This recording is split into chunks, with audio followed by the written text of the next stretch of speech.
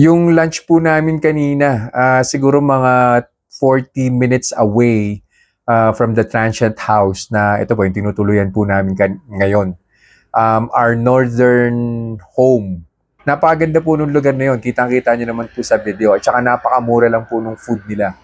I think parang sa dami po nung kinain namin, plus meron pa pong tigigisa pa po kaming coffee, cafe. Umabot lang po ng 500 per head. Nakapag-take out pa po kami. So napakamura po nun.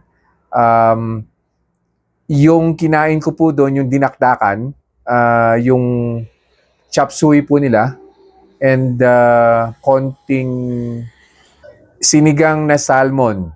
Isa rin po yan sa mga in-order po namin. Halos wala naman pong carbohydrates na kasama yon. When I check the ingredients, tomato lang po siguro yung merong carbohydrates doon. The rest, green leafy vegetables na po yung kasama niya. And then onion. Bago po kami umorder, napaka-honest naman po nung chef, no? Yung chop suey po nila, wala pong starch nung sinerve po, napakalabnaw po talaga nung sauce po niya. As in, wala po talagang pampalapot. Yung dinakdakan naman po, ang sabi po nung gumawa, mayonnaise daw po na Magnolia. So hindi ko na sinearch kung ano pong content nung Magnolia na mayonnaise, no? Pero it seems na hindi naman po siya matamis. Hindi raw po talaga sila naglalagay ng sugar sa mga dishes nila.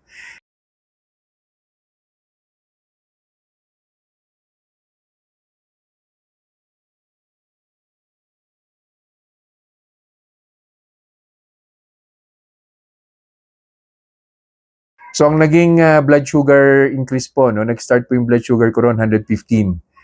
First hour, umakyat po siya ng bahagya, nag 122. So that's plus 7. And then 1 hour and 40 minutes, nag 119 na po siya. So yung 122, nag 121, and then nag 119. In-stop ko na po yung monitoring kasi in the next 10 or 15 minutes, magle-less than 110 na po yan, or probably in 2 hours time, 2 hours and 15 minutes, magle-less than 100 na po yung blood sugar ko. So, highly recommended po yung restaurant na yun.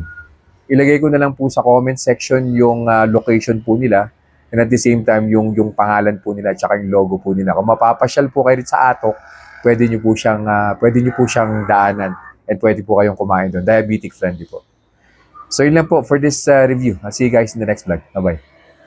Reminders lang po, huwag pong mag-aanli. Always eat in moderation. Di po ako doktor, so whenever in doubt, konsulta po kayo sa doktor ninyo. And yung results po ng mga review na ginagawa ko, it may vary. So huwag niyo pong i-expect na yung resulta sa akin is magiging kapareho po ng resulta sa inyo. So yun lang po. Have a nice day.